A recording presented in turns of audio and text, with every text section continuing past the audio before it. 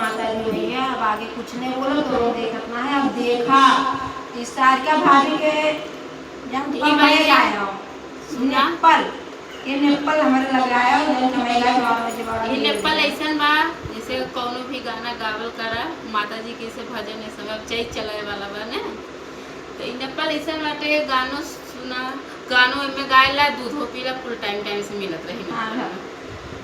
अरे ले तू